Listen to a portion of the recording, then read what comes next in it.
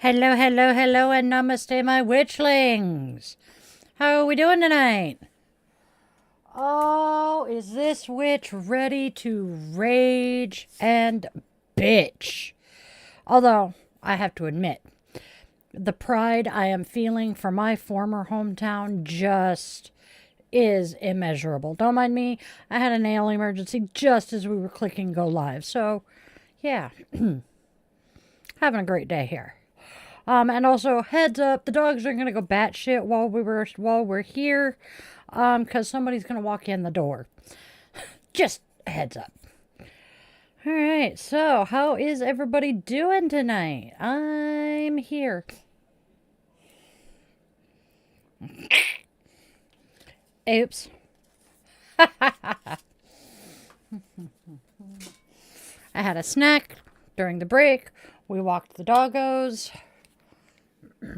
Ooh, awesome. I am so in the mood to bitch hardcore because there is so much shit going on. So the title of tonight's episode is Keep Portland Weird, Rage, Resistance, and Rebel Yarn. Our theme of the night is standing the fuck up and spellcasting for some justice. So I am definitely here for this. Yeah, all right. All right. Oh, hello, Took Monster. So let's get going, shall we? Run the clip, Jim. You know what I mean.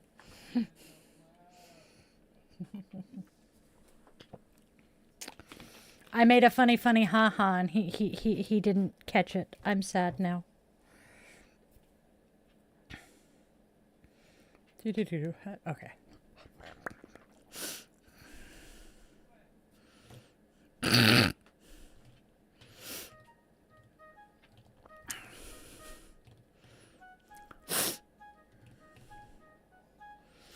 Oh my god, the tomboy with Arnold made me... I saw Tom Arnold and I'm like, when did we get a Tom Arnold clip?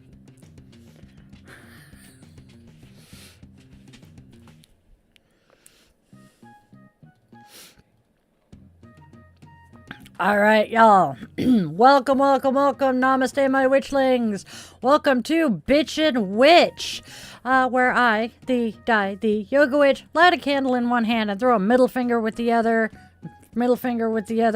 and call that balance, because I am a true Gen Xer. Right? Right. Tonight's brew. Tonight's brew is pure, unfiltered rage, shaken, not stirred, served with a sprinkle of righteous rebellion and a dash of what directly the actual fuck? Because this week, Portland is showing us how it's done, y'all. Oh my good goddess. So, we are keeping Portland weird, keeping Portland fierce. Portland, Oregon. Portland fucking Oregon. My beautiful, chaotic, batshit, brilliant former hometown is once again proving that weirdness is resistance. So, if and y'all have been under a rock, let me catch you up just a smidge bit here. ICE has decided to flex its fascist muscles once again, trying to play landlord and bully in the City of Roses.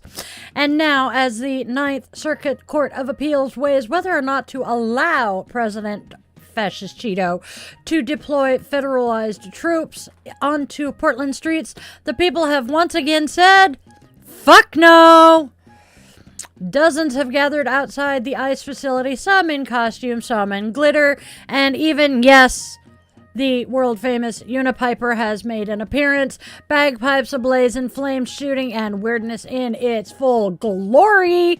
I love Portland. But the absolute real showstopper, this one is the absolute best thing I have heard to come out of Portland all week. Hundreds, actually thousands of cyclists took part in what became the emergency world naked bike ride on Sunday afternoon, stripping down to protest federal troops being mobilized to the Rose City. Yes, he was. They rode from the convention center and the Rose Center to the ice building, bare as the day they were born, some. Bodies painted, sparkling, and scrolled with slogans like "Ice melts under heat," and "We see your shame, not ours." And because Portland doesn't do half measures, it did not stop there.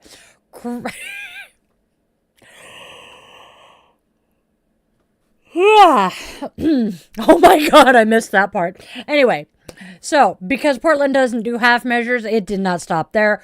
Crowds around the Rose Center joined in with drums, flutes, and in absolute true Portland fashion. In true Portland fashion, a troupe of clowns on unicycles. I'm sorry, I am envisioning this. I'm going to try and get through this without laughing. A troupe of clowns on unicycles chanting "Abolish ICE" in perfect rhythm. I love Portland.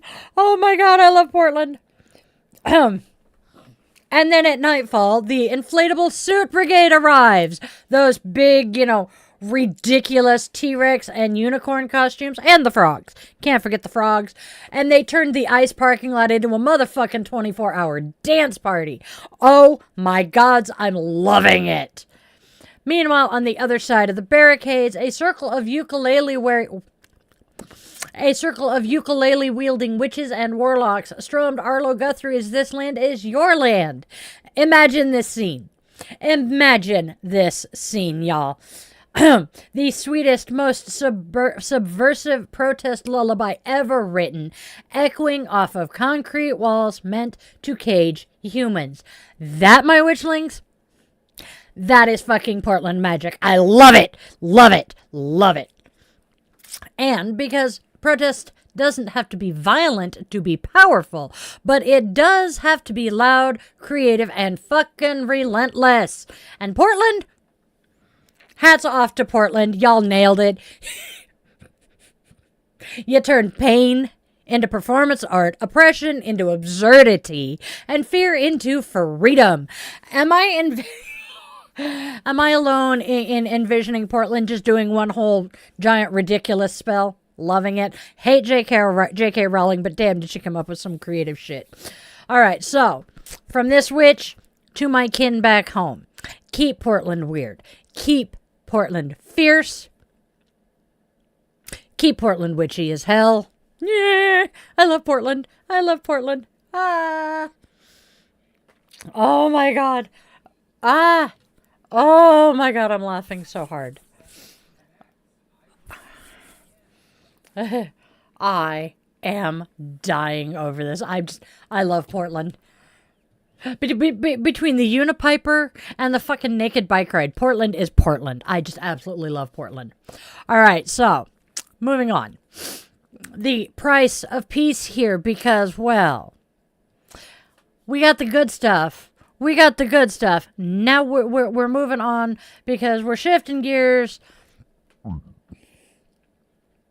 While Portland's out there showing us what freedom looks like, other parts of the world are reminding us what the cost of peace can be. Oh, this is where the rage comes in, my darlings. You have probably heard about the priest. Yeah, the one who was shot in the fucking head with so-called non-lethal rounds. Yeah, fuck that shit. Non-lethal, my fat white ass. At distance, possibly. Maybe. At close range, fuck no. That's a bullet with a bureaucratic disclaimer, y'all. Yeah, less lethal. Less lethal. At distance. Okay. What does that have to do with much, babe? Okay. He was standing there. He was standing there in peaceful protest, hands raised, collar bright as day, shining in the sunlight, kind of being reflective because that's what white collars do. And the cops shot him fucking point blank from the roof. So, not necessarily point blank, but still, that is way too fucking close. And before anybody out there does the, he shouldn't complain bullshit, let me stop you right there. He fucking did. He complied. He was praying. Praying. There are two classes of people that the fucking military is not allowed to go after. The chaplains and the fucking medics. Those are the two groups that we are not allowed to engage. Now, when it comes to civilians, there's a third class there, and that's the press. And they've been going after the fucking press, too. But anyway, he complied, and he was fucking praying. What part of prayer screams a threat to heavily armed officers in fucking riot gear? I'll tell you what, the part they were fucking standing on the roof. There was no way in hell he could do a goddamn thing to them. I will tell you what is actually scaring them. The part where the truth scares them more than any fucking weapon ever could. Because truth, my darling dear loves, is armor that they cannot pierce. So, light a candle tonight for him, my witchlings. We saw him on Rachel last night. Yeah, he was on Rachel Maddow's show last night, and that poor man, you could just see that the lights on that fucking stage were killing him because he's just he did it. He was a champion and he made it through the interview, but you could tell that man was in pain. I can only imagine the fucking concussion he's living with. But we are lighting a candle for him, not because he's a priest, not because he's a fucking martyr, but because he stood his ground in love when met with violence. That right there is spiritual warfare at its fucking purest. This man is mwah. Let's stand him up with Father Nathan Monk. Right, good. Happy fucking joy. I'm going to read through this entire fucking thing so fast. It's going to be ridiculous. But you know what? That's okay, too.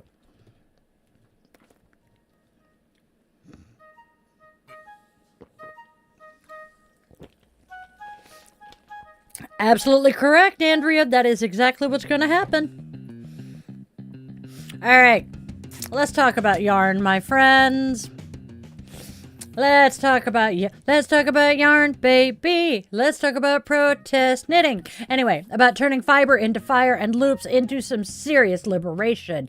My girl Daniela Messianic Young, better known around the interwebs as Knitting Cult Lady, is at it again, this bitch. I love her. She is organizing a knit-in at the Capitol Mall on International Women's Day, and I am so fucking here for it. Picture it. Just envision this scene, y'all.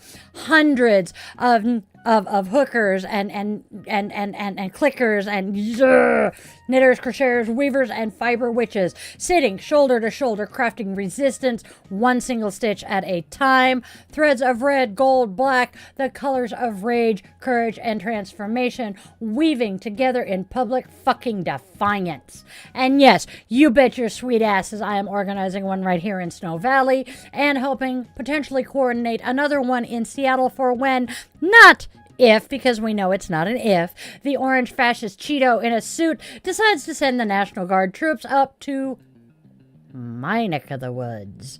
Because, well, fiber is power. Knitting circles are most definitely covens. So are quilting circles.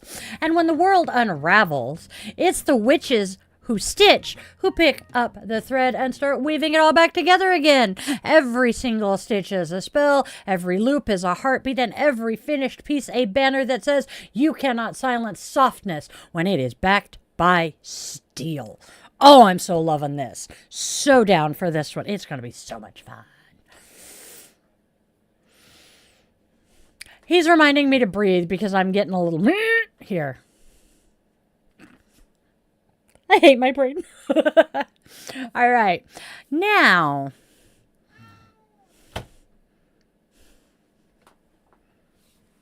did I ask your opinion, kid?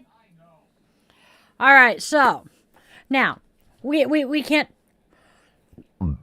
cannot talk resistance without talking about what's happening on the global stage. Last week, Hamas released a group of hostages. Yay! A moment that should have been pure relief, right? No, it was not. Because in true political theater fashion, it came wrapped in propaganda and performative peace.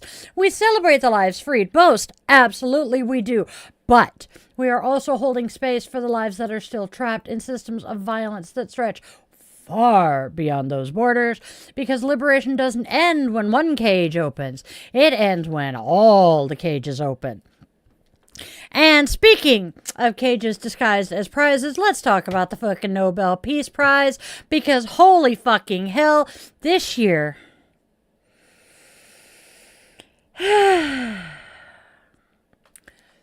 They gave it to Corina Machado, and if that does not make your blood boil, let me pour you just a little shot of context here.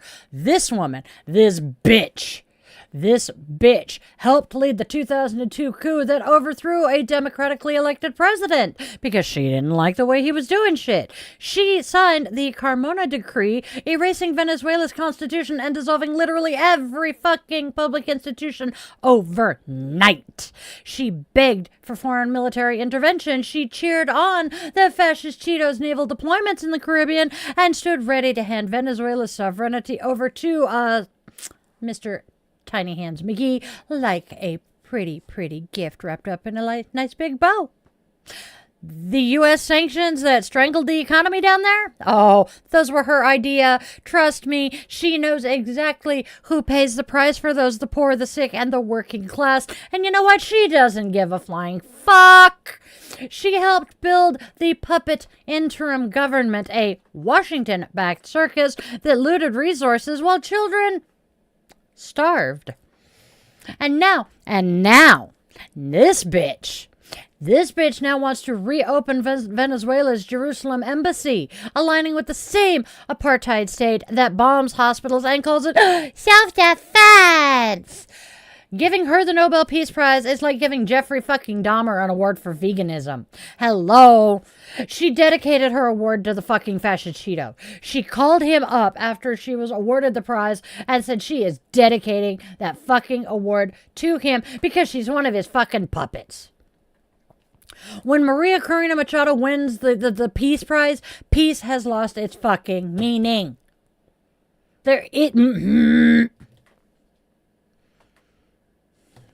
They couldn't award it to Trump because he didn't get nominated in time. So they nominated it they gave it to one of his fucking...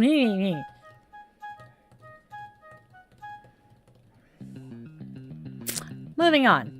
Now that I'm all worked up and pissed the fuck off, let's move on to the alchemy of anger, my friends. Alright. So here's the thing, my witchlings. I know I am raging the fuck out here. I know this isn't one of my calm root chakra, breathe into your heart episodes. I mean, this is called Bitchin Witch for a reason, y'all. We are not doing, the Yoga Witch's Cauldron here. But anger is sacred. Rage is that fire that transforms the raw ore of despair into something useful. In yoga, we call it tapas, the inner heat that purifies and forges strength, right? In witchcraft, it's the flame on the altar, the one that doesn't just illuminate, but it consumes. My patroness, Bridget, has an eternal flame at her temple in Kildare, Ireland, and that is a flame that has burned for centuries, tended by women who understand that creation and destruction are two sides of the same sacred spark. Are we seeing Callie here by any chance? All right, so tonight, rage with me, but let's do it consciously. Channel it, craft with it, move with it, spellcast with it. Because, my darling witchlings, because when we let anger stagnate, it poisons us. It just kind of takes over and infects everything about us. But when we work it, when we pour it into our art, our action, our protest, and our prayers, meaning our spells, it becomes alchemy. Right? Good. That's what Portland did. That, my darlings, is what the knitters are doing. And that is what every fucking rebel heart is doing across this wild, wounded, but wonderful world. There's some alliteration for you. We are taking rage and turning it into renewal. I am so... All right, so I'm going to breathe. And we are going to set a sankalpa.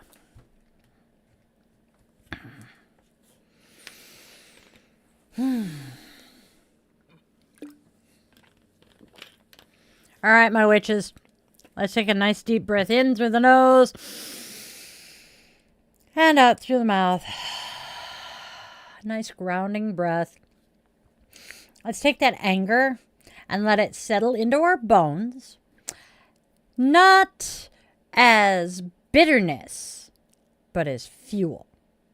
We have so much work to do. We have streets to march. We have yarn to weave. We have some fascists to annoy the fuck out of, a planet to protect, and communities that desperately need to heal. Portland, you amazingly beautiful, fantabulous weirdos, keep showing us the way, please.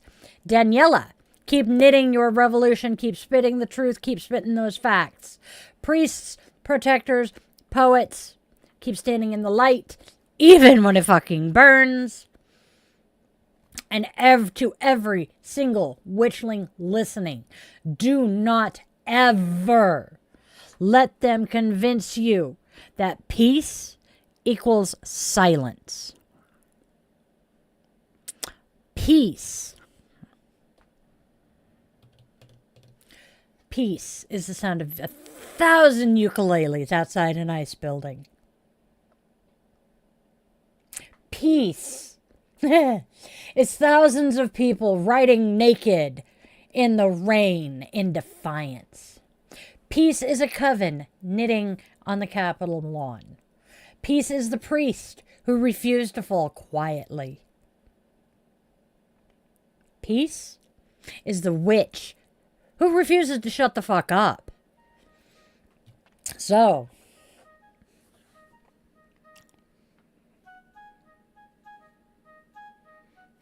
all right, so raise your mug, your wand, your knitting needle swords, whatever your weapon of choice is today, and say it with me. We are the storm, the song, and the spell. We are the fire. We are the fire they can't extinguish. And we are the goddamned witches they failed to burn.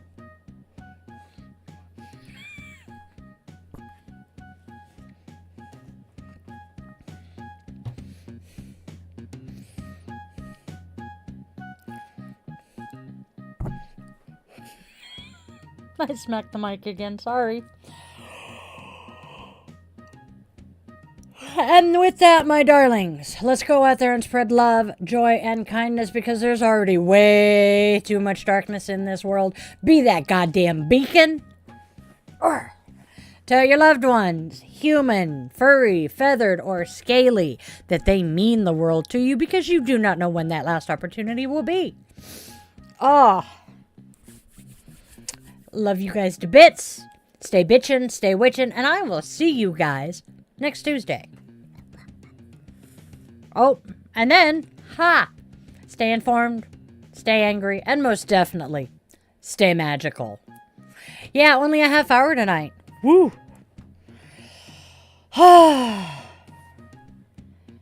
Namaste, my witchlings.